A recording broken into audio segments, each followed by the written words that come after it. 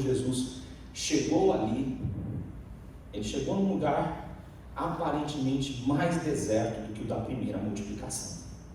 É um lugar onde os discípulos dizem, num dos versos que nós lemos, que não, onde é que nesse lugar deserto nós vamos encontrar caminhos, meios para dar pão para essa multidão. Ou seja, não há nas proximidades nada, nenhum lugar de apoio. Talvez o plano de Jesus, ou evidentemente o plano de Jesus não era falar a uma cidade. Ele chegou a um lugar e ali foi uma montanha. E quando ele subiu a montanha, as pessoas vieram à distância, trazendo cegos, aleijados, pessoas, aleijados significam gente completamente, provavelmente tetraplégicos, e pessoas paraplégicas também. E pessoas que não falavam. Ou seja, doenças incuráveis. E olha como começou o culto. Eles levaram esses doentes todos e colocaram aos pés de Jesus. Antes da multiplicação dos pães, o culto começa assim: espalham os doentes, tá? Não eram doentes que combinavam, né? É o mesmo doente que vai a várias igrejas para ser curado, né? Isso é charlatanismo. Não. Eram doenças gravíssimas. Aquelas pessoas não tinham condição nenhuma de ser curadas, porque eles tinham doenças muito graves e desde provavelmente a sua infância, muitos deles. Outra coisa, Jesus não mandava vir fazer 7 semanas, 49 semanas, para o camarada voltar a falar. Uma fisioterapia espiritual, né? Ou seja, uma fonoaudiologia espiritual, não era nada disso. Jesus fez a obra de uma tal forma que o texto diz que os cegos voltaram a ver, ou passaram a ver, que os aleijados começaram a andar, ou seja, quem era tetraplégico, os coxos, ou seja, aqueles que tinham problemas nos membros inferiores, passaram a andar, e os mudos começaram a falar. O processo vamos dizer assim, de conquistar ou de dominar a língua não seria algo tão simples assim. Houve uma ação sobrenatural. E o que essas multidões elas estão? Elas estão à procura de Jesus, porque elas precisam de vida. E por mais que a gente ache que a vida está em nós, de verdade o que está em nós é a morte. No ser humano em si, gente, eu quero provar isso para vocês, como a morte, como nós carregamos a morte. Você imagina uma praia deserta que as pessoas resolvem frequentar na virada do ano. Quando eles saem daquela praia deserta, ela está com toneladas de lixo. Às vezes chega uma tonelada mesmo. E lixo que ficará lá não por um dia, nem por um mês, mas por um século, boiando. Se o mar devolver tudo que nós estamos jogando para ele de volta, seria terrível. Ou se as águas devolvessem tudo que nós estamos fazendo. Então a gente carrega a morte com a gente. Ninguém tem vida como Jesus. E Jesus não tem pouca vida, Jesus é uma explosão de vida. Dele emana toda a vida. E as pessoas vão procurar Jesus porque elas precisam de vida. E elas não têm vida. Nas multidões não há como curar. E a Bíblia diz que as multidões ficam maravilhadas com o que elas viram. Elas ficam tomadas com como é que Deus pode fazer essas coisas. E elas estão ali, elas não conhecem o segredo da graça, não sabem. Elas sabem que Jesus pode curar, mas elas não conhecem Jesus ainda. E elas apreciam Jesus, mas não sabem quem é Jesus. Não sabem. E eu queria só trazer uma luz para a gente, porque a gente tem a impressão que o tempo que Jesus passou na terra foi em vão. Que, meus irmãos, imagine uma pessoa que nem Jesus terminar seus dias com 500 discípulos. O seu ministério na terra ele terminou, tinha 500 seguidores. Você vai falar, que igreja, que Jesus fracassado, né? Não. O que Jesus semeou no culto ia explodir ministerialmente na vida dos discípulos. Ele diz: olha, o que eu falei em segredo, vocês vão falar aos telhados, vocês vão fazer obras maiores do que as que eu fiz, porque é meu plano que assim seja. Então Jesus foi semeando a obra dele, e hoje, do mesmo jeito que as multidões estão sedentas de vida, as multidões nos nossos dias estão sedentas. Deus é o assunto dos nossos dias. Religião não, mas Deus sim. Recentemente, acho que uma década atrás, um sociólogo lançou um livro que ficou muito famoso, dizendo o seguinte: em pesquisas, God is back. Deus está de volta. Por quê? Porque as pessoas antes, há décadas atrás, falar de Deus era risível. Era uma coisa para a gente desprovida de inteligência. Tá? Pelo menos mais de 30 anos atrás, falar de Deus, ou falar que você cria em Deus, era algo para as pessoas dizerem: você é um ignorante. É isso que você pensa? Deus, o que é isso? Hoje, Deus está em alta. As pessoas têm vergonha em várias sociedades, especialmente na brasileira, de dizer que são ateias. Elas estão, antes os ateus constrangiam as pessoas que acreditavam em Deus. Hoje, os ateus se sentem desconfortáveis, porque as pessoas dizem: mas você não tem fé? E o ateu fica: como? Então, nossos dias, Deus está de volta. Nós somos das pessoas. Mas a questão hoje, focal, também se tornou: que tipo de culto comunitário você vai seguir? E isso está totalmente aberto. E quem é Jesus também é um assunto que realmente ainda continua desconhecido. Mas um fato que eu quero dizer a vocês que é inegável na nossa cultura brasileira: há uma necessidade de Deus. As pessoas estão procurando Deus, mas os corpos deles estão doentes. As pessoas estão doentes. Tenho falado muito para vocês que frequentam os cultos da angústia, a síndrome de angústia. As pessoas estão angustiadas, as pessoas estão desesperadas, estão aflitas. Elas não têm um sentido para a vida delas. Isso é um fato. As pessoas estão fragmentadas. Até você que é um cristão está fragmentado, tentando encontrar seu lugar na sociedade. E o que eu acho lindo no começo dessa passagem, que me chamou a atenção nesses dias de meditação espiritual, é que Jesus deixou os doentes ali. E nós queremos esconder os doentes na igreja. Mas Jesus não deixou vir na frente. Primeiro, Ele é Deus. Ele pode curar quem Ele quiser, de nascença ou não. Ele pode fazer, porque Ele pode tudo. E é muito importante a gente entender isso. Você e eu somos portadores da morte, porque nossos pais pecaram, Adão pecou e nós pecamos. E a recompensa do pecado é a morte. Então nós somos mortais. E a morte está em nós. Nós não somos a vida. Nunca seremos. Deus é a vida. E nós, como igreja, precisamos ser cristocêntricos. Entender que em Deus existe vida, e uma explosão de vida. E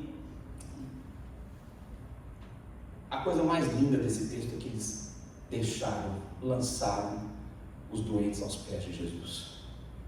Meu irmão, é só o que a gente pode fazer. A igreja não tem que discriminar doenças. Tem que orar por cura, sim. A Bíblia diz: curem os enfermos e preguem o Evangelho. Essa era a ordem primeira de Mateus 10:10. De Mateus 10 e de Lucas 10. Preguem o Evangelho e curem os enfermos. Não há problema de haver pessoas enfermas. Não precisamos escondê-las. Não devemos esconder as doenças. A igreja é um lugar de gente doente. Eu vim, um médico veio para curar não os sãos, mas os doentes. Então, eu e você podemos estar doentes sim, e Deus pode nos curar. E nós temos que lembrar isso, porque hoje em dia, muitas pessoas não aceitam estar doentes, não aceitam passar por uma doença, porque é muito duro passar por vários problemas. A gente fica muito triste, muito alquebrado, e a gente fica de verdade imaginando o que vai acontecer conosco. Mas ninguém pode evitar a enfermidade. Ela virá sobre nós, sobre os nossos familiares, porque é assim a vida. E se você viver uma vida longa, em algum momento você vai ficar doente. E essa doença pode ser aquela que vai levá-lo embora. A enfermidade, ela tem um lugar não de destaque do que quebrou, mas destaque da graça multiplicadora de Jesus. Porque Ele pode. Então nós não devemos esconder nossa doença, nossa enfermidade, nossa alma doente. Nós devemos expor aos pés do Salvador. Aos pés do Salvador tudo é possível. Veja bem, a igreja nunca vai ser milagrosa. Jesus é miraculoso. Ele vai fazer milagres porque Ele é assim. E porque Ele é a vida. Então, quando nós que estamos com a morte, portadores da morte, nos aproximamos da vida, a vida explode. Se um dia você for mergulhar e for... Precisa ser um mergulhador autônomo, usando cilindros, não você colocar o rosto na água. Se você for ao lugar certo, você pode encontrar um cardume de sardinhas prateadas, e você vai olhar aquilo, milhares de peixinhos, e vai dizer que coisa incrível, cores. É Deus criando, Deus agindo, e Ele quer fazer isso com a minha alma e com a sua alma. Existem enfermidades que estão escondidas, as enfermidades da alma. Jesus veio curar os que estão cansados na sua alma e que estão sobrecarregados. Nosso papel é levar toda a nossa enfermidade aos pés de Jesus. O povo ficou maravilhado ao ver que os mudos falavam, os aleijados recuperavam a saúde, os coxos andavam e os cegos viam, e glorificaram o Deus de Israel. E glorificaram o Deus de Israel. Em segundo lugar, eu queria te dizer sobre o cuidado de Deus.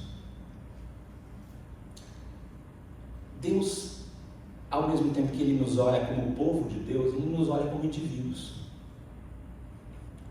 Deus olhou para aquela multidão de pessoas e as viu de forma singular. E disse: eu tenho compaixão. Essa palavra é muito linda na nossa língua. Compaixão significa ter paixão, ou sentir o sofrimento, ou sofrer junto. Eu sofro porque essas pessoas vão passar fome e vão cair pelo caminho. Como assim? Como que isso pode acontecer? Jesus diz uma coisa: eles estão comigo há 3 dias. Não creio que só porque viram milagres. Chegaram outros enfermos, chegaram outras pessoas doentes, com certeza. Mas Jesus pregou durante 3 dias. Se a gente acha o culto demorado, irmãos, imagine 3 dias Jesus falando. E o povo ficou lá com Ele. Eles viram e ouviram Jesus. Porque viram, porque Jesus agiu. Agiu para redimir pessoas. Às vezes nós não entendemos como Deus age, não sabemos como Deus planta a sua igreja, e quando a gente olha para os apóstolos, parece que o término do trabalho de Jesus é um término caótico. Eu queria explicar isso para vocês. Jesus, que é a pessoa mais famosa do seu tempo, morre e as pessoas divulgam que o corpo dele foi roubado e que ele é um traidor e que foi morto por morte letal, que seria cadeira de roda, cadeira de elétrica, ou injeção letal pelos romanos. Ou seja, Jesus é um criminoso qualquer. Assim termina o ministério de Jesus. Hoje em dia nós estamos falando muito em nosso legado, né? Que legado Jesus teria deixado? Que jeito de plantar uma igreja seria essa? Caótica. E quem são os oradores que vão continuar a obra de Jesus? Enquanto Jesus fala como nenhum outro.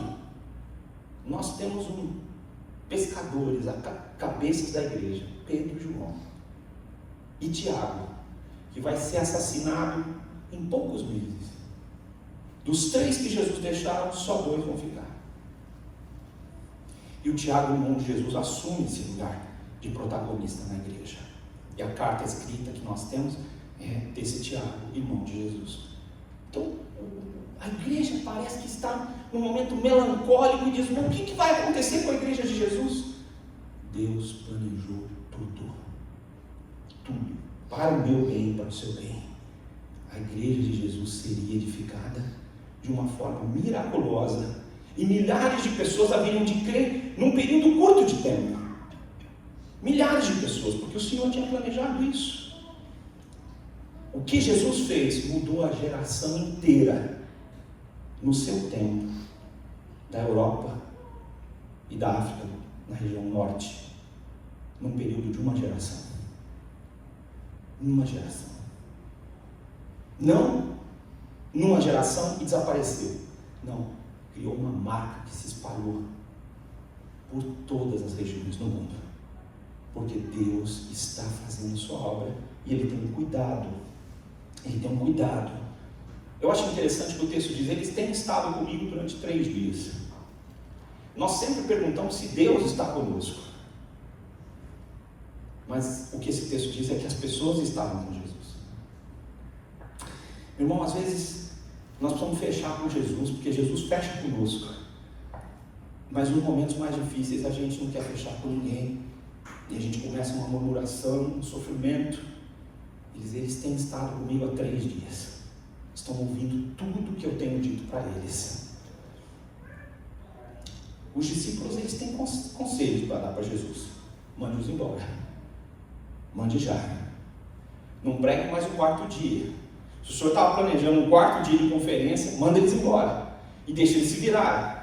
Porque esse lugar é deserto. E onde que eles... Como que nós vamos encontrar um lugar para eles comerem?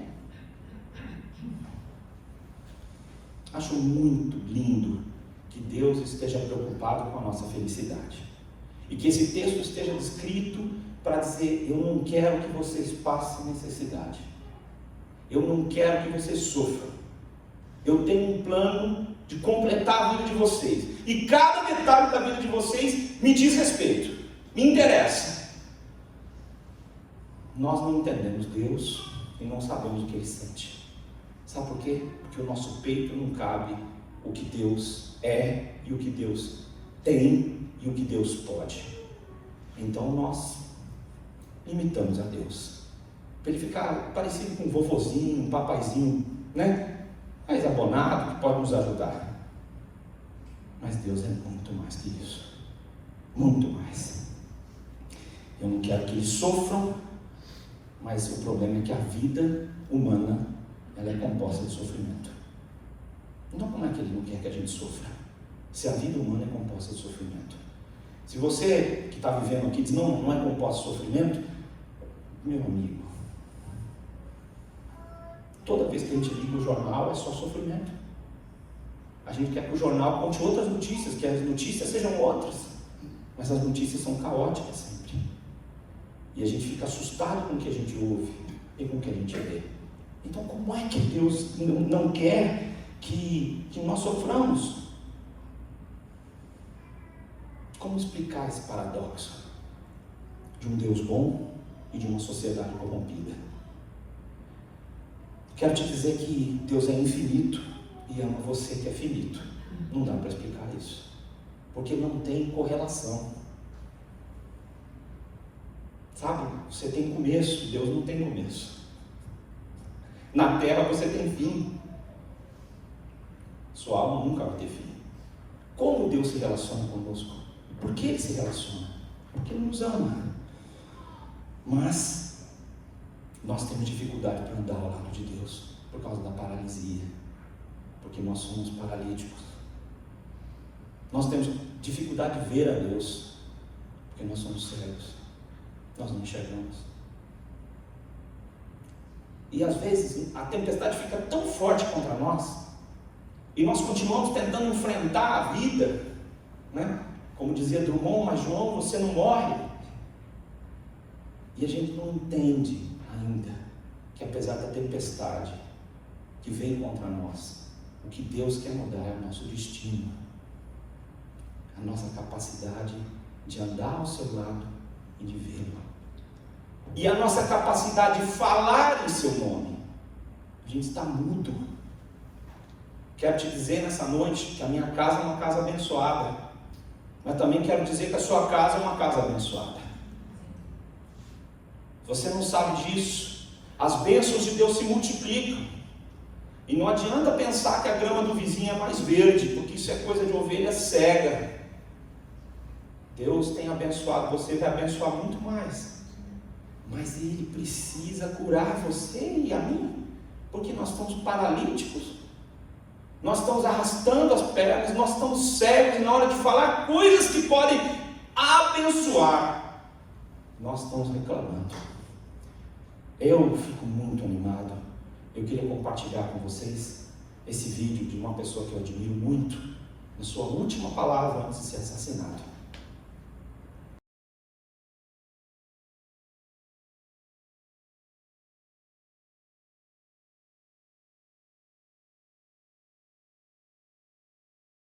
I don't know what will happen now.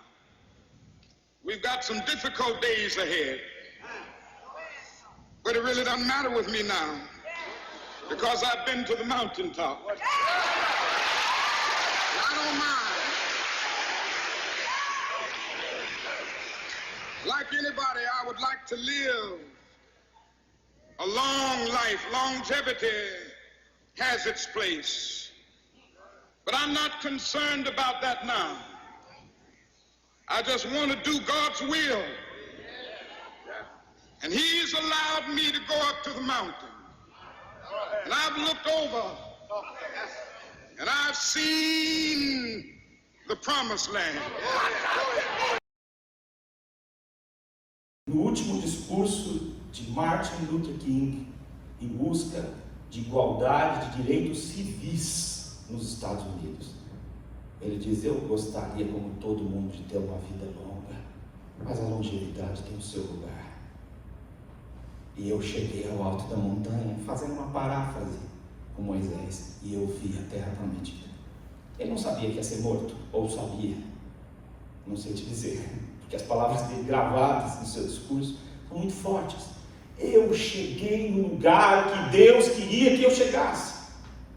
E isso é a plenitude que Deus deseja para mim e para você. Nos curar para a nossa felicidade, para que os seus planos perfeitos se cumpram na nossa vida.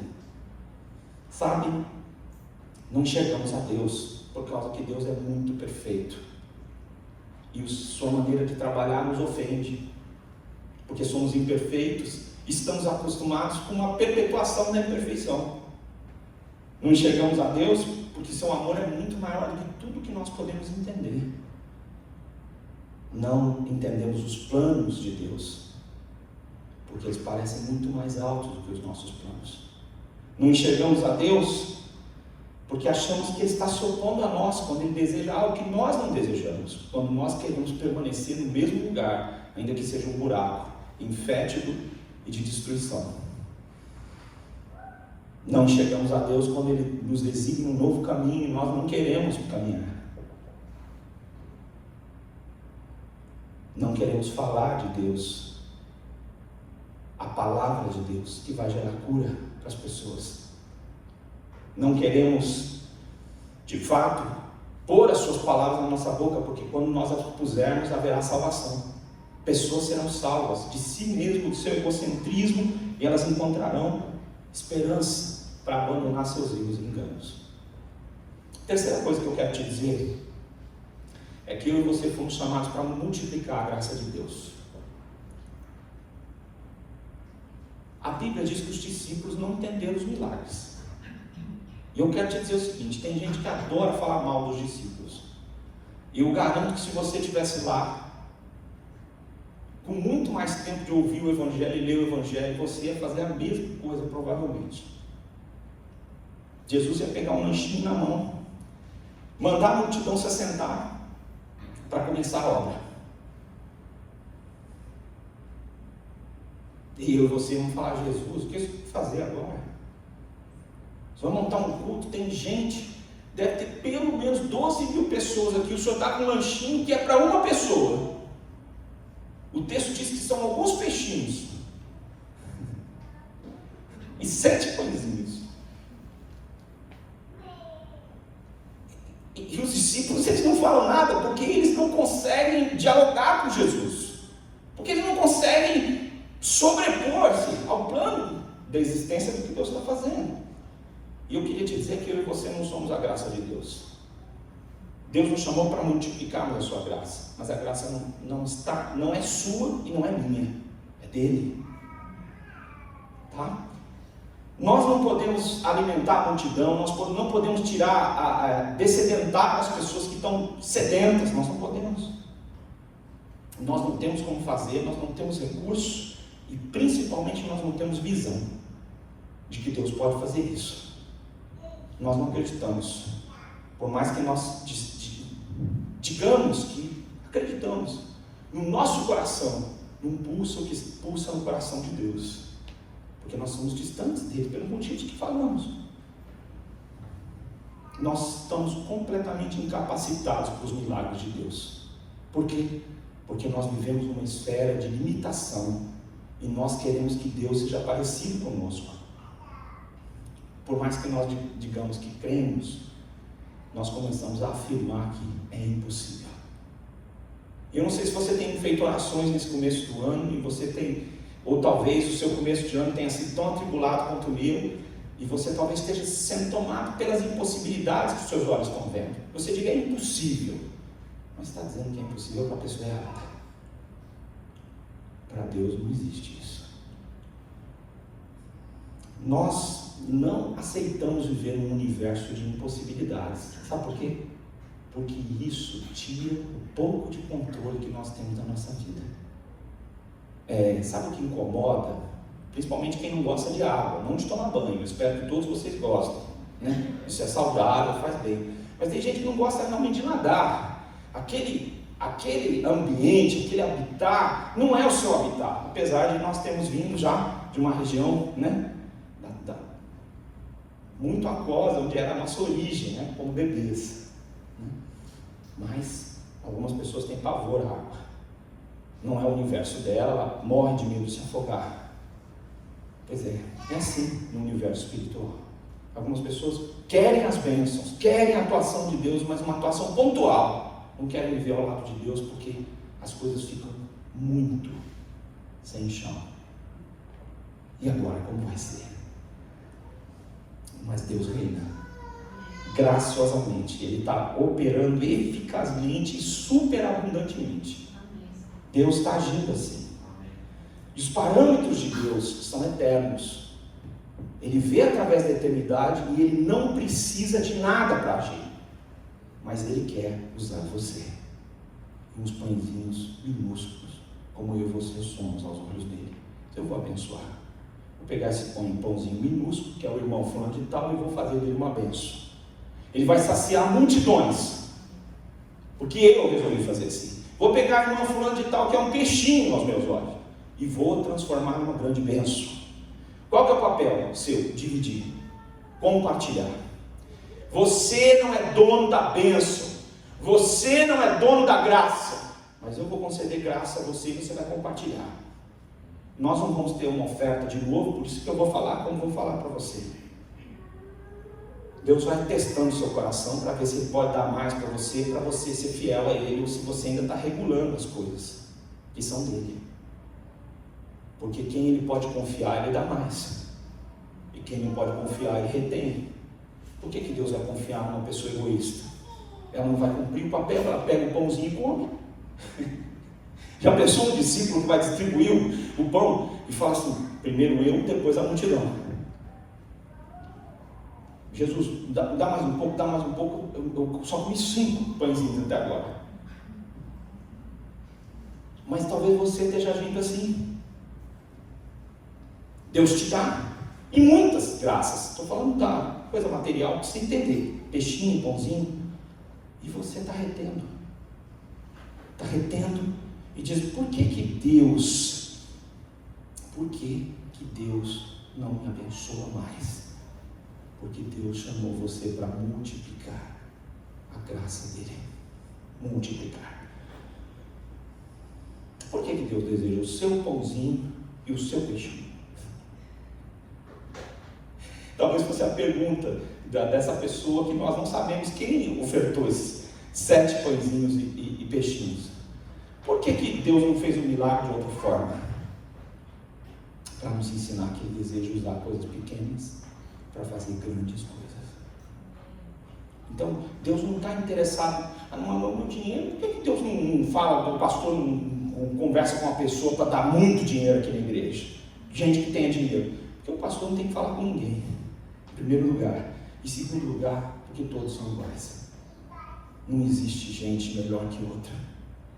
O seu recurso é tão bom quanto o recurso de outro. Deus mirou em 7 pãezinhos, porque Ele quer dizer que pode usar qualquer coisa, qualquer pessoa. E eu e você fomos chamados para multiplicar a graça de Deus. Deus ama a entrega. Deus ama a entrega. Deus planeja multiplicar. E eu queria falar isso para vocês que são de redenção. Esse ano é um ano de multiplicação. Você fala, opa, vou comer 14 pãezinhos. Você não entendeu nada. É ano de você multiplicar. É ano de tudo que você viu de maravilhoso na igreja, você multiplicar. Dividir com outras pessoas, sedentas e famintas. Ah, não, nós vamos ter um culto. Não, você não entendeu. Você vai pegar o pãozinho, a graça, e vai multiplicar. Não, mas você vai fazer isso. Essa é a sua missão. Mas como é que você vai fazer isso? Eu vou dar a você e você vai multiplicar. Não, porque eu quero que a igreja cresça. Tem que querer, a igreja de Jesus tem que crescer. Mas essa igreja vai crescer, se Deus assim quiser, vai. Mas o seu papel é multiplicar. Deus vai dar na sua mão e você vai dividir. E quando isso começa a acontecer, a gente fica... Eu vou dizer que em momentos da minha vida eu olhei para as situações de como Deus estava fazendo a minha vida multiplicar. Eu não tinha muito, estava na periferia da cidade, mas ajudando diversas famílias, com um dinheiro impossível de poder ajudar. Você vai falar, como que aconteceu? Eu também não sei te dizer. É graça. Deus quer graciosamente usar a sua vida. Deus ama essa operação mais do que qualquer outra operação, multiplicação. Deus ama a multiplicação. E Ele ama a entrega. Só que a entrega sempre parece subtração. Deus chamou Abraão e disse, me dá seu único filho, você esperou a vida inteira por ele, e que é sua única e última esperança, sangue do seu sangue, carne da sua carne, vai e oferece ali no Monte Moriá. Ele vai e pega, e quando ele chega para oferecer o filho, Deus diz, não faças mal ao menino, pare, porque eu agora sei que porque você não me negou teu único filho, que eu vou te abençoar de uma forma multiplicada, de forma que todos que crerem serão seus filhos. Eu vou abençoar os que te abençoarem. E nesse sentido, todo o povo dos que creem é o Israel de Deus. Eu e você somos filhos de Abraão. Você não precisa usar um kippah na sexta-feira para ser filho de Abraão. Deus diz, eu vou te abençoar dessa forma. Eu vou multiplicar a bênção. Vou fazer isso. Agora, você poderia fazer uma pergunta para mim. Como é que eu posso me tornar um multiplicador dessa graça de Deus? Então eu quero te falar sobre 5 aspectos que você deve cultivar na sua vida. Em primeiro lugar, não dê conselhos a Deus. Quando você começar a perguntar o que Deus quer da sua vida, como é que você deve agir, você não deve dar conselho. Oh, Jesus, eu acho que o lugar é deserto, a gente não tem recurso, manda os caras embora, porque pelo menos se alguém desfalecer, depois a gente manda aí um socorro, quem sabe outro dia. Não dê conselho para Deus. Se Deus planeja fazer algo, está falando no seu coração, não interrompa a bênção e a obra de Deus. Não seja você que vai dar conselhos para Deus. Quando você vê algo maravilhoso, não transforme isso em algo pequeno. Quando você vê algo sublime, não diga que isso é comum. Não venha à igreja e experimente algo especial, uma palavra, uma ministração através de uma canção e diga, não, isso é comum. Não. Não dê conselhos a Deus. Não diga como Deus deve agir. Ele não precisa do meu conselho e do seu para operar. Jesus precisa ser obedecido. Quantos pães vocês têm? Não quero saber qual é a sua opinião, se é possível ou não. Diga o que é que você tem na mão. É isso que eu quero saber. Em segundo lugar, oriente a multidão para que se sente. Tá? Oriente a multidão para que ela se sente. Significa, sentar no deserto, irmãos, é muito difícil. Porque é o seguinte, você está com fome, Jesus parou de falar e agora vai ter que esperar. O que vai acontecer? Você vai ter que esperar Jesus agir. Como é que você e eu temos que ensinar para as pessoas que fé é dependência e que é espera. A gente precisa esperar em Deus. Abraão esperou 50 anos para ter seu filho. Aprenda a esperar em Deus. Você deve ser alguém que deve compartilhar. Deus vai ouvir as suas orações. Deus vai atender você. Se sente, espere. Deus vai agir. Tem hora que é hora de você agir, mas tem hora que é hora de sentar. Quem vai agir agora é Deus. Sente, espere. Em terceiro lugar, seja uma pessoa de grande expectativa. Espere muito do Senhor. Quem dizia isso era uma mulher da Idade Média, muito temente a Deus, chamada Teresa de Ávila. Quando você pede a Deus grandes coisas, você presta uma homenagem a Deus. Tenha grandes expectativas sobre Deus. Quando você fala, por exemplo, às vezes talvez você ame a sua igreja aqui, e você diz, o que vai ser da nossa igrejinha? Igrejinha com amor, você pode falar, né? A igreja de Jesus, que tem um grande amor pela igreja. Um grande amor. O que vai acontecer com a nossa igreja? O Senhor tem planos grandes, Senhor. Grandes não é o que eu e você achamos grande. Grande é o que Deus acha. Senhor, faz isso. Faz isso. Eu vou orar para que isso aconteça. Não deixe que ninguém, em uma conversa de corredor, diga para você, olha, acho que está acabando o pão, hein? Olha, eu não estou vendo mais. É muito pouco pãozinho.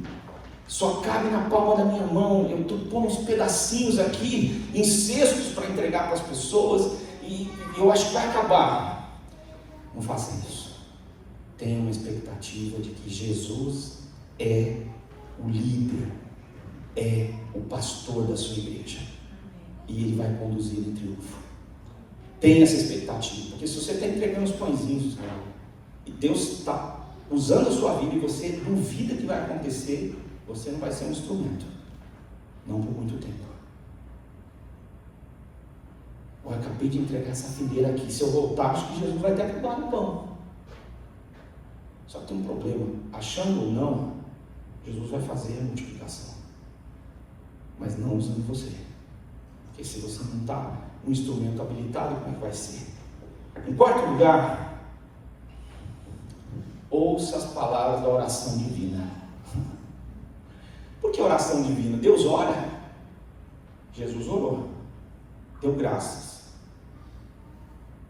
Às vezes a minha oração e a sua oração não estão boas, não estão afinadas. Às vezes é um monte de bobagens que a gente diz para Deus. E como a gente está perdido, está cego, aleijado, a gente não vê as bobagens que a gente está falando.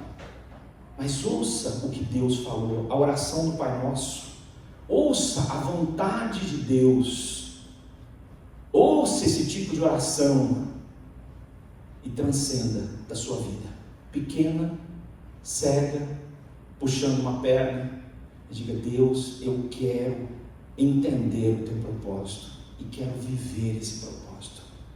Jesus orou agradecendo por um alimento que não existe, mas a partir do momento que ele orou, o alimento vai passar a existir, porque ele pode.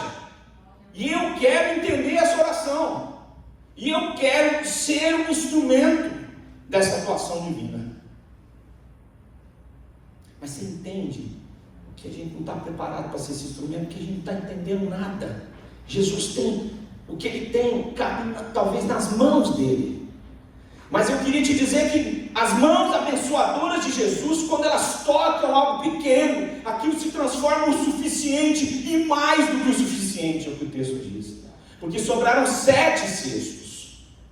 É provisão de Deus chegando, é graça multiplicada. E você vai entregar a graça, mas a gente não entende a graça. Você vai entregar a graça, mas você não está entendendo nada. Fala, como que Jesus está fazendo? Você não entende, porque seu papel não é entender, seu papel é entregar. E Deus vai fazer.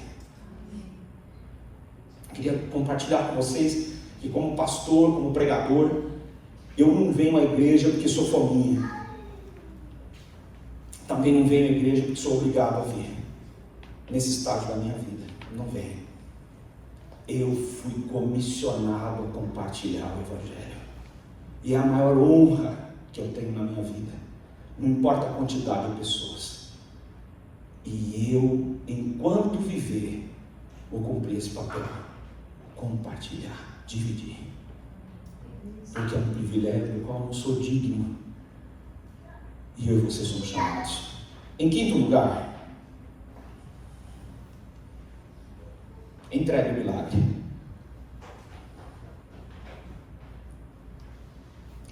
Muitas vezes pregando, outras vezes orando por pessoas.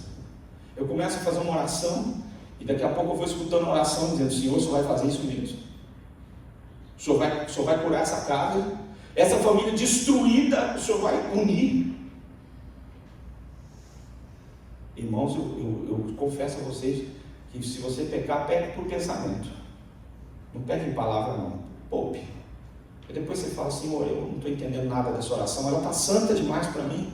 Teu Espírito está pondo coisas na minha boca para orar por essa família, por essas pessoas, que eu nem sei como o que vai se dar. Mas vai se dar.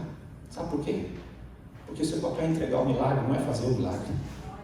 Não existe homem e mulher de Deus milagreiro. Existe embusteiro. Existe enganador, safado. O milagre é de Deus. Porque o milagre é Jesus. Não existe milagre maior que Jesus. Quando o milagre acontece, você só tem que entregar o milagre. Quando eu comecei a pregar, as pessoas não liam a Bíblia. Continuam sem ler hoje, mas elas têm acesso pela internet. E algumas pessoas dizem: mas e se o camarada, na hora que você estiver falando, ele fala: eu não acredito nesse livro? Se você tiver com uma espada na mão e passar no braço da pessoa, ela pode acreditar ou não, mas vai cortar. É o que acontece com a palavra de Deus. Ela é eficaz, ela é eficiente, ela é de Deus. Você só precisa entregar o milagre. Você não é um milagre. Você não precisa ser poderoso para vencer as trevas. Poderoso é o seu Senhor. Você não precisa ser uma pessoa eloquente para converter as pessoas, porque você não converte ninguém, quem converte é Deus. Você não precisa ser uma pessoa poderosa, porque poderoso é o seu Senhor. O seu papel é entregar. Entrega, entrega, entrega, entrega. O milagre é Jesus, não é você, não sou eu. O seu papel é multiplicar esse milagre. Multiplicar. Você recebeu o milagre? Recebeu. Esse ano, estou aqui há 2 anos na redenção. Olha, eu aprendi 20 coisas. Quantas você passou para as pessoas? Firmes para que elas sigam uma dessas coisas. Ah, não passei ainda não. Multiplique. Multiplique. Graça multiplicada. É isso que Deus nos chamou para fazer. E Ele não se importa com os doentes na frente. Ele aceita, porque Ele conhece a nossa natureza. Mas Ele quer operar e quer usar você. E hoje eu vou fazer uma coisa que eu não costumo fazer aqui na igreja, acho que eu nunca fiz. Eu vou convidar você a se entregar. Só que eu já, antes de convidar você a se entregar, eu vou convidar você a não se entregar. Não pague um bico, não fique de pé, não diga que você vai entregar a sua vida, isso é mentira. Deus não gosta de safadeza. Fica sentadinho que ninguém precisa ficar de pé.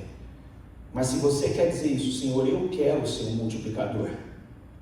Eu quero. Não porque eu posso, mas porque tua graça pode. Eu vou me colocar à sua disposição. Eu vou te dizer que se não for hoje à noite mesmo, amanhã essa multiplicação vai começar. Porque eu estou falando para vocês, é meu plano esse ano, um ano de multiplicação. E não é multiplicação do meu salário, multiplicação de carro, multiplicação de fábrica, de posses, não. Multiplicação dessa graça que o Senhor quer na nossa vida. Eu quero ser multiplicador. E entrega, tempo de entrega é sempre. Então, se você quer se entregar, quer se tornar um multiplicador na frente das pessoas, é bom já treinar, pagar mico agora, que amanhã já vai chegar o dia de você fazer isso. Você vai se colocar de pé e eu vou orar com você. Não precisa todo mundo ficar de pé, não. Só quem entendeu que quer se tornar esse multiplicador da graça de Deus. E nós vamos orar, eu e você, aqueles que o Senhor convidar para esse fim, e nós vamos nos colocar ao seu dispor.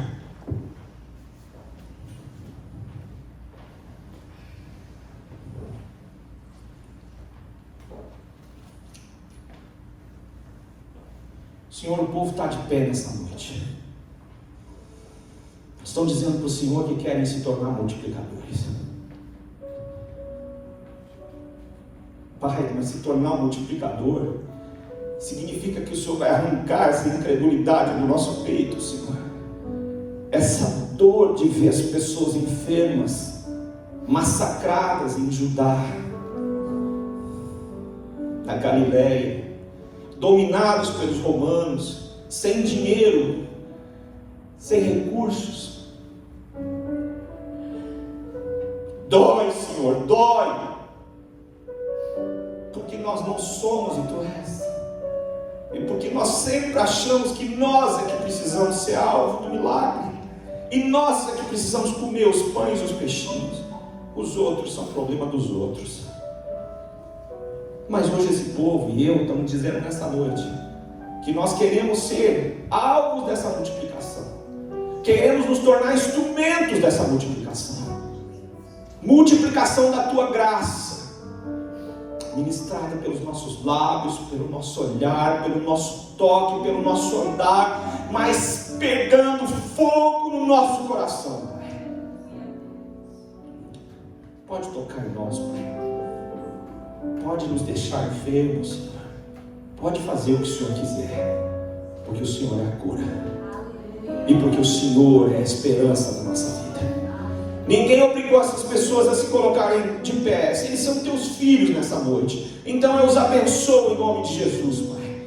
E peço ao Senhor Deus que uma multiplicação poderosa comece a acontecer.